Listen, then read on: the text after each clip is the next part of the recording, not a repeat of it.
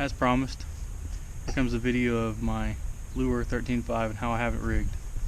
I've been talking about making this video for a while, but it is... What are you doing, buddy? My son, he wants to be a part of it too. But the weather's been crap here in Oklahoma. It's been off and on, raining, ice, pretty much every bad weather you could have, we had it. So today is a really nice day. I think it's like 50 something degrees. It's supposed to be really nice the next few days. I'm actually thinking about maybe doing some fishing this weekend because it's supposed to be up in the 60s, but we'll see. It's Oklahoma, so it could just as easily be 30 degrees that day. But I'm going to do a quick run through my boat, how I have it rigged, what I've got on it, what I've done to it, because the last video I made of this boat, I really didn't have anything done to it. It was fairly new. It was just basically an overview. So this video is going to be more in depth, how I ran this boat for the season, what I liked, and what I changed, and how I have everything set up. So hopefully help somebody out. This video helps, gives somebody some ideas, or convinces somebody that this is the boat that they want to give a shot. So I'll get right into it, and stick around to the end of the video because I got a preview of what the next video is going to be, and it's going to be pretty cool. I don't think you want to miss it. So I'll do a short preview of that at the end of the video, but stay tuned and check out my boat. We might as well start at the front of the boat, at the business end. Not a whole lot done up here, except I've got a couple GoPro mounts, 3 of them. And I've got a magnetic mount. Move out of the way, son. I've got a magnetic mount for my Yak Attack rechargeable light. This boat has the built-in ice chest, which, as you can see, is mostly just soft plastic storage for me. Every once in a while, if I know I'm going to be on the water for a long time, all day, I'll minimize my soft plastics and I'll actually throw some drinks in there. It does a pretty good job of holding ice all day. You do want to put a plug in the drain plug though. Not much else moving back here. I do have my Lowrance Hook 5 mounted onto my pod, which on this boat is removable. So you can take the whole thing out, transducer and all comes out. Just latches right back in, so you don't have to leave it on your boat. I do have, there was a stand-up assist strap that came with this boat, but I just took it off because you really don't need it. And I just put my paddle leash on there, which I use, especially if I'm on the river. If I'm on a lake, sometimes I just don't even use it. I have 2 of the Yak Attack cam lock paddle holders. Basically how I decided these will work the best. Let me get over here this one and show you. I have them on both sides, but how I decided that they worked best is like this. What it does is it holds my paddle out of the way where I can still run my rudders, and it's easy for me to grab. Same story on the other side. I take my paddle, clip it in, run it up to the front of my boat. Keeps my paddle out of my way, easy to reach. Not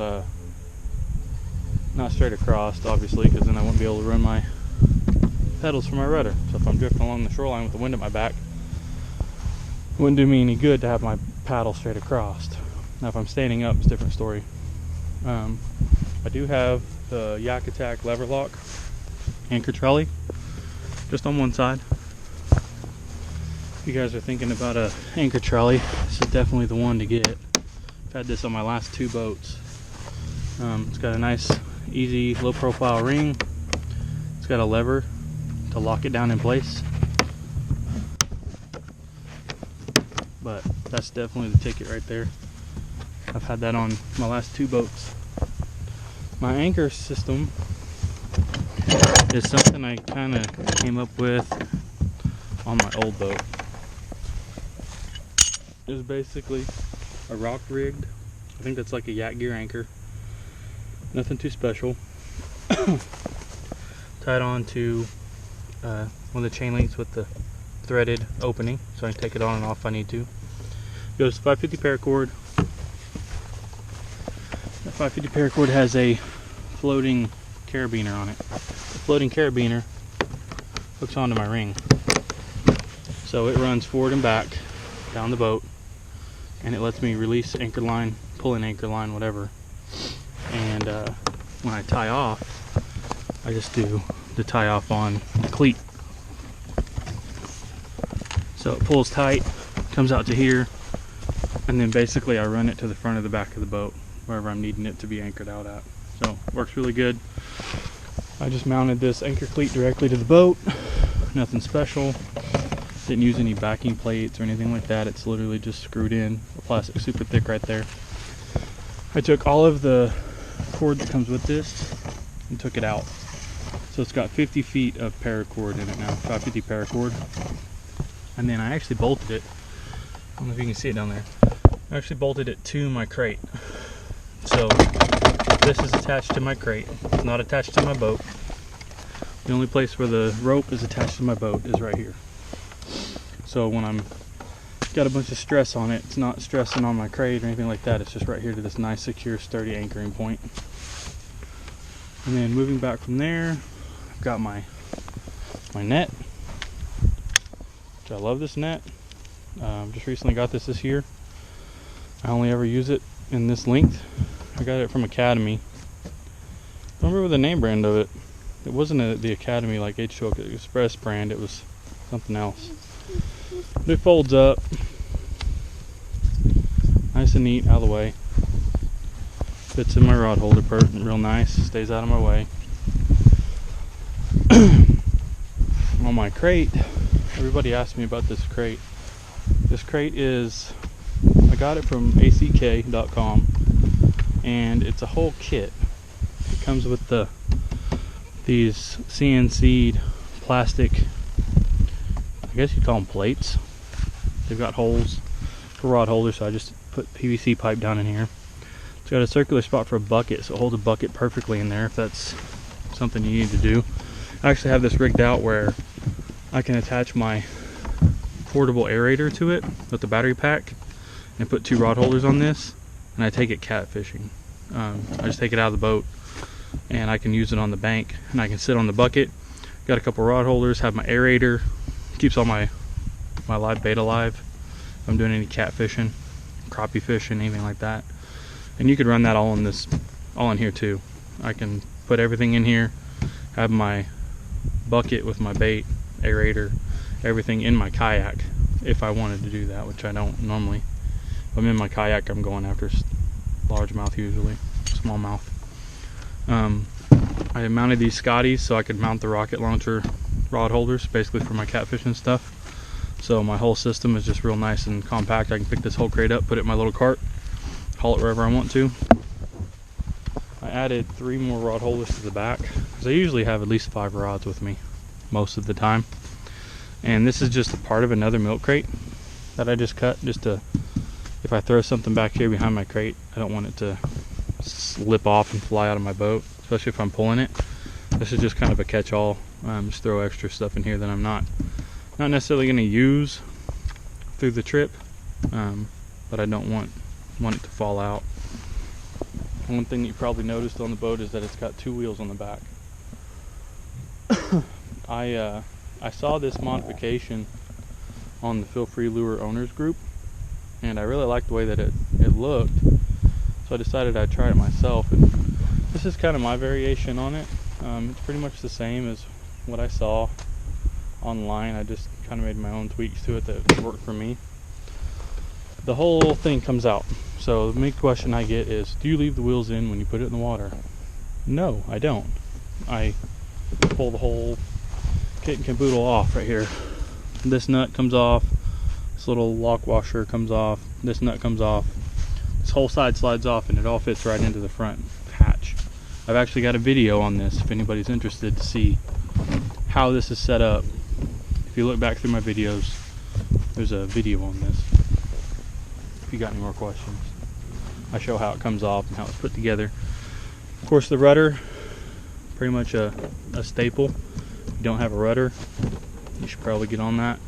Make night and day difference as far as not only making paddling easier because you're not constantly correcting with a crosswind, but it also makes kind of trolling with the wind a lot easier. You can put the wind at your back, paddle upwind, put the wind at your back and use your rudder, and you can literally almost troll down the shoreline like you would if you were using a trolling motor. Stop, son. This is my camera mount. Usually I've got my GoPro, which I'm using now, mounted to here. I've got an external power cable that gets strapped down, runs all the way along, and I run my external battery pack, which I'm using right now actually. I'll show it to you. So focus. It's a RAV Power 22,000 milliamps. This sucker I can run for a whole weekend and never have to worry about my battery going dead. And I run a 120 gig card in my GoPro, so I don't have to worry about it getting filled up. I can pretty much film a whole weekend trip with no problems. And if my card does get full, I've got a 200 gig card in my phone, so I can just transfer those files off and refresh in my card if I needed to. On this side, back where we were at, and I got sidetracked talking about the battery. So I got my GoPro mount, and I got my set of pair of fish grips. I just clip on, it's attached to my seat right there. And I use these if I catch a fish and I need to just get a picture of it. But say I've got net all over the deck, I've got rods and reels and line and everything all sprawled out everywhere. I just take this and clip the fish on, put it back in the water and do my thing, and pull the fish up, take it off and take the picture. That's pretty much what this is for. And I guess it would work for catfish too, but I never really mess with it. I just lip catfish. I've been doing that my whole life, so it doesn't really bother me to grab a catfish by the lips. That also works really good if I come up to a dock. I can take the fish grips, wrap them around the pole, and then clip it back onto its own string like that. Works really good to anchor me off to a dock or whatever. Kind of a secondary use for it. But all in all, I think I covered everything. If you guys want to see more in depth on how I did that anchor setup, let me know. I can do another video on that. Basically showing how it's put together, how I changed out the cord, how I mounted the cleat. I mean, I can do a video on all of that if anybody's interested. This crate, if you're interested in the crate, if you go on ack.com, you can find that crate in their kayak accessories. You can buy the whole thing together, or you can buy the crate and the pieces of plastic separate. Hey buddy, don't do that. Don't do that. You can clamp that onto a bunch of other stuff, not my fishing bowls. No. Clamp it down there on those pieces of fabric. But anybody's got any questions, something I didn't cover. Oh, I'll tell you what's in this pouch. In this pouch are my pliers. You cannot be on the water without a set of pliers. These are, not even really sure. They got braid cutters on them. Everlast. Probably some cheap ones I found at Academy or something. But I've always got those in my little pouch. Can't even tell you where that pouch came from. I have no idea. I just ended up with it. I literally have no idea where that pouch came from. That's pretty much it. This boat has done me well. I don't have any intentions of selling it and upgrading anytime soon. Hey, Damon, do not pull on those cables. I have no intention of selling it anytime soon, and I'm patiently waiting for the not propel, they call it the overdrive system, the pedal system for these boats to be released, so I can try to get my hands on one of those. I'll have to find another place to mount my fish finder, but you know, that's just the way it is. But alright, if anybody's got any questions about my boat, how I have it rigged, where I got something, just holler at me and I will point you in the direction of where I picked it up, and I will show you what's going to be happening for the next video. So hang in there, I'm going to show you what's going on, and if you haven't liked and subscribed, you should do it. especially for 2017. It's gonna be crazy. I'm gonna be snagging spoonbill out of this thing. We're gonna be chasing striper, along with the normal largemouth, smallmouth bass stuff. So stay tuned, and like always, I'll catch you next time. And stay tuned for the preview of the next video.